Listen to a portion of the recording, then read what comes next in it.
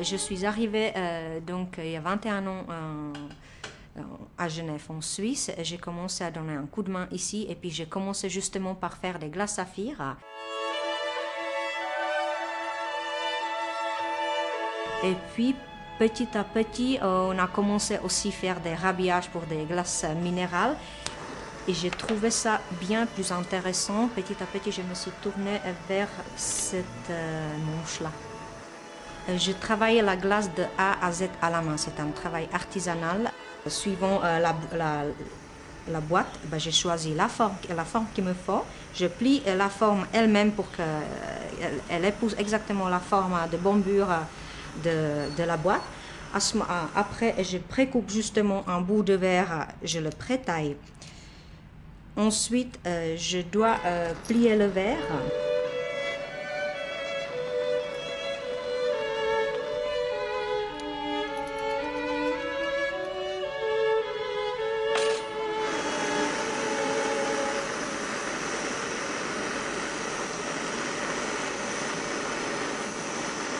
Le verre, il plie progressivement par lui-même.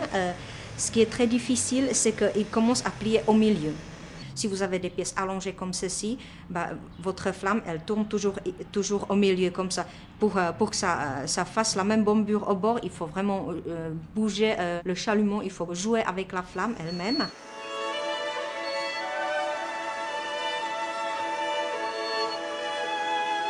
Je dirais que c'est le chalumeau qui est l'étape la plus importante.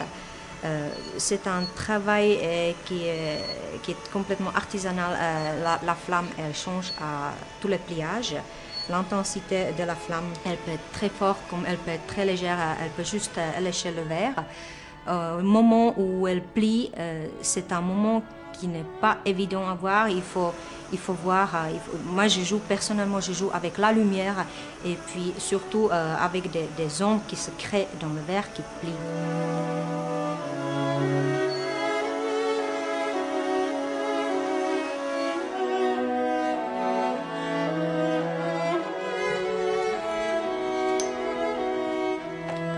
Chaque montre est complètement différente.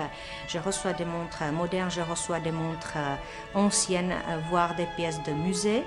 On travaille aussi pour les prototypes. Quand on veut faire quelque chose de précis, si vous faites par exemple un carré exact pour une lunette qui paraît carrée, vous vous rendez compte après que la glace, elle ne rentre pas.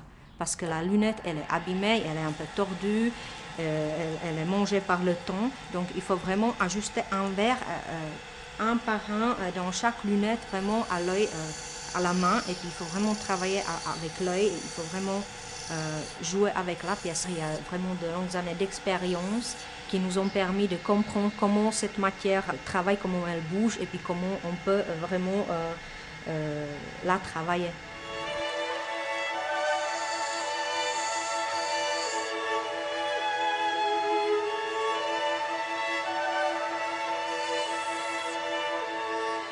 Le résultat, quand la montre est complètement remontée avec un nouveau verre et puis les aiguilles qui tournent, ma foi, c'est ça qui nous apporte un plaisir énorme qu'on ait réussi à faire sauver encore une montre.